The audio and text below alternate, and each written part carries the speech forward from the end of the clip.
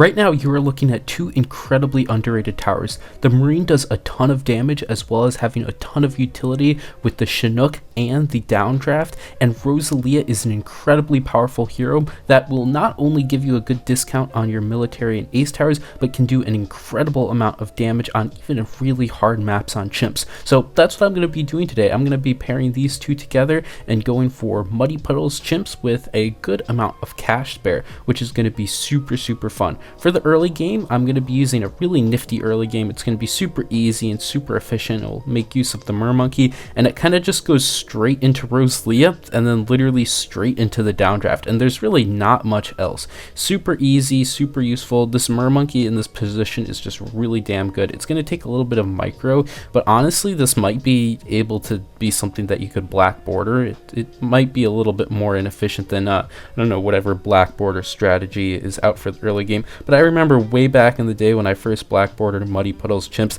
the early game was absolutely brutal. You had to start with Quincy, and then like I remember around 22 and 23. This is like way back at like version 27.0 Sub Commander, so years and years ago. Around like 23 to 27 was just total RNG. It was like completely bogus. So yeah, and then I think you got like the airburst starts on around 27, but now we have so much better early games. I can just literally get Rosalia super fast and then move Rosalia around. That boomerang just goes on the left side, right side is Mermonkey, takes care of everything. You can get a Dartling Gunner and instead of Rosalia if you're going for something more basic, then that will get you into whatever. And now I'm going to go for my heli. I'm just picking a spot that will be good with villages. I'm going to get a single discount in there, but I want to be able to have spots open to be able to place some other towers underneath the drums radius that are going to be helping out. So that's going to be all good, and basically for the rest of this early game, I'm just going for Downdraft, and Rosalia can really do a serious amount of work cleaning up all this stuff. I just have to position her, but she can, when placed in the middle, can cover basically everything. So it's super nice and very good on Muddy Puddles. Also, another great part about Rosalia is that she does really a good amount of damage in all areas of the game. She does amazing damage in the early game, she does pretty good damage in the mid game, and then late game, also amazing damage. Really, the only part where she might struggle a little bit, you could say, is the 80s. If you're trying to push a save up deep into the 80s, she might start to fall off a little bit. It's not until she gets some of her later levels where she becomes a really big powerhouse with great uptime on jetpack and an amazing scatter missile ability, but you should be able to get your towers up that you need by round 80 with Rosalia. Unless you're going for big plane, then you might have to do some little workarounds. But even then, it still works out pretty good, just because you're going to eventually buy somewhere in the 80s before it gets hard. You're going to have big plane and then just absolutely crush everything. So Rosalia is just actually great in damage. Super underrated hero.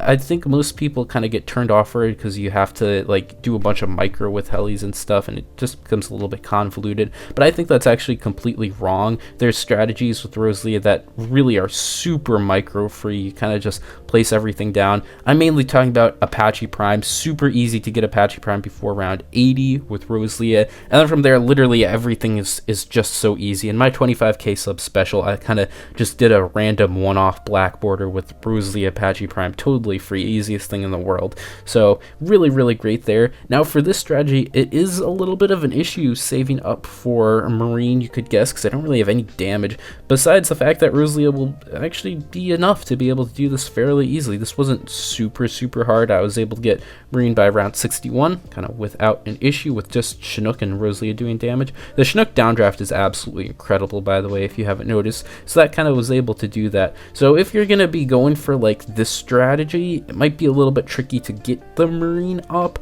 but it is possible to get it before round 63. You can throw in like a little bit of extra something for damage. Mainly, I'm looking at that Deadeye, which I have right here. It's able to do a decent amount to Moabs, plus it's got its ability, which will be a little bit useful, but I can plop this down and get the Marine there, and once all that's situated out, everything's super easy. I'm able to continue into the late game basically, and I'll be going for a lot of cash spare, but it actually isn't going to be super optimal here, mostly because Doreo ended up doing a better run, which kind of proved a few little flaws that I had in the setup. So I'll kind of explain all of that, and it makes sense, so it's kind of easy to understand, so you might understand what's going on here too.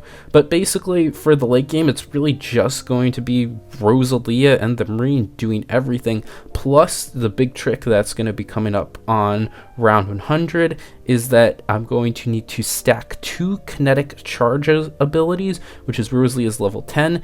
It is a pretty narrow window because it doesn't have like full uptime, you could say, so you have to have a kinetic charge that's kind of almost off cooldown, or else if you wait so it's completely off cooldown, it will disappear before it can get to the bad. So you can only stack 2 of them at most, and you have a pretty specific window in which you can put it on where then the next one will go on, and it also has time to detonate. So it's a little bit tricky to get that kinetic charge stack, but that allows you to really save a lot of money on round 100, which is very important because the round 100 on this is going to be a little bit tricky. I don't really have much to do damage against it. Now, moving on for towers that I'm going to add a bounty hunter. It's going to be great for round 100, which is going to be very important. And also the big thing that it does is that it will allow Rosalia's scatter and missile ability to pop black balloons, which will allow it to then pop DDTs.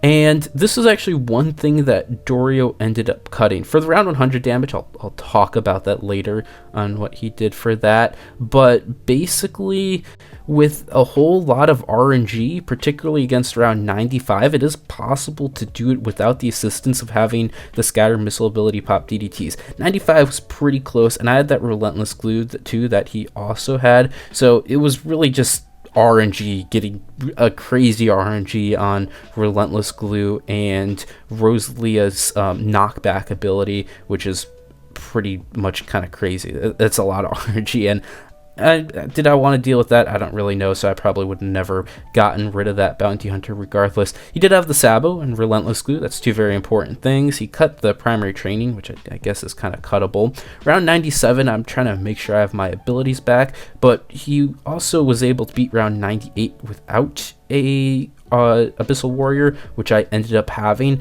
I couldn't really seem to get 98 to go down with much luck. I honestly didn't try that long. I think I tried for like about 30 minutes to be able to take out round 98, and I eventually ended up and gave up and bought the Abyssal Warrior and got it sometime after. It still took a little bit. So again, that's probably just an optimization that could be made with more effort, which is a possibility. But basically that kind of comes down to Rosalia being a very RNG hero. Really, for other heroes, they're not like as RNG. You kind of can figure out the thing that works and make it work pretty easily. But this, I guess it's just more so RNG. Also, I'm going to be stalling here with the bird for abilities. Doreo was able to do it without using the stall, so that's pretty cool, I guess.